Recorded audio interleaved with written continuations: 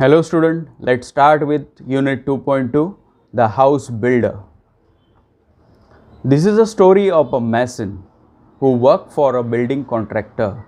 एका बिल्डिंग कॉन्ट्रॅक्टरकडे काम करणाऱ्या एका मॅसनची ही गोष्ट आहे. मॅसन म्हणजे गवंडी काम करणारा. The mason always try to do his work to perfection. आपले काम अतिशय उत्तमपणे आणि बिनचूक व्हावे यासाठी गवंडी सतत झटत असे. ऑलवेज स्ट्राईव्हचा भूतकाळ या ठिकाणी स्ट्राईव्हचा भूतकाळ झाला आहे स्ट्रॉव. स्ट्राईव्हमध्ये सतत झटणे, कष्टाचं काम करणे. परफेक्शन म्हणजे ते बिनचूक व्हावे यासाठी तो प्रयत्न करायचा. As soon as a house had been designed by architect and details finalised by engineer, the contractor would send for the mason and leave the responsibility of building the house to him. वास्तू विशारदने एखाद्या घराचा आराखडा बिनचूक बनवून दिला आणि engineer म्हणजेच अभियंत्याने इतर तपशील पूर्ण केल्याबरोबर कंत्राटदार या गवंड्याला काम करायला पाठवून देत असे आणि सर्व जबाबदारी त्याच्यावरती टाकून देत असे. The mason would then, without wasting any time, start his work. He would take great interest in his work building and do it with full dedication. गवंड्याला काम दिलं की कंत्राटदार मोकळा होत असे, त्याला सगळं काम सोपून देत असे आणि मग गवंडी अजिबात वेळ न दवडता आपले काम सुरू करत असे.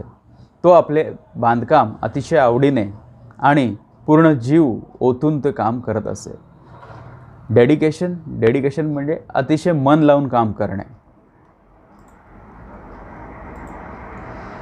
He made sure that he used the best construction material of high quality, the measurements of the wall, doorways, arc and etc. बांधकामासाठी लागणारी सामग्री तो अतिशय सर्वोत्तम वापरत असे. मग ते भिंतीचं असेल, प्रवेशद्वाराचा असेल, कमानीचा असेल इत्यादी सर्व मापे तो बिनचूक घेत असेल. तसेच आपण बांधलेली प्रत्येक गोष्ट उत्तम, आकर्षक आणि सफाईदारपणे असेल असे काम करण्याचा तो प्रयत्न करत असेल. Where perfect he have an excellent and appealing finish to whatever he build. उत्तम, आकर्षक आणि सफाईदारपणे तो काम करत असे. The owners of the new houses built would be more than satisfied with the construction. त्यामुळे नव्या बांधलेल्या घराच्या मालकांना बांधकामाच्या गुणवत्तेमुळे अपेक्षेपेक्षा अधिक समाधान मिळत असे. Because of the zeal, diligence, loyalty and persistence that he displayed on his work, the mason was a great demand and fetched good business to his contractor.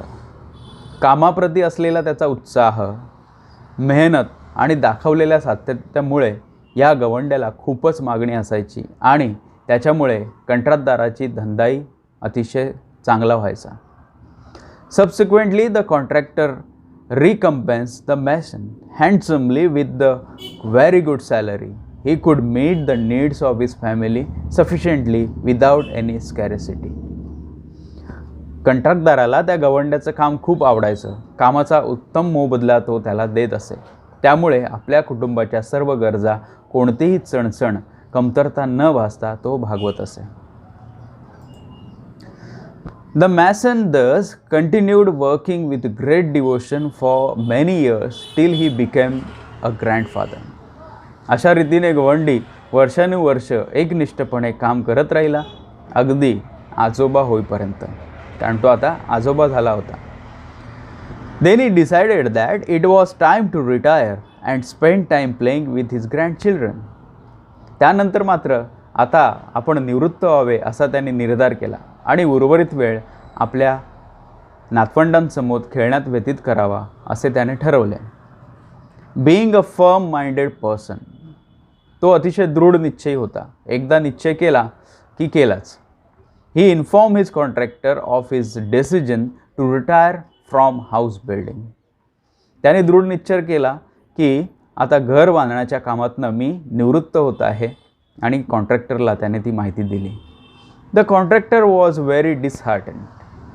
कंत्राटदाराला सांगितल्यानंतर असा उत्कृष्ट कामगार मिळणं कठीण आहे म्हणून त्याचे ते मन दुखावले गेले.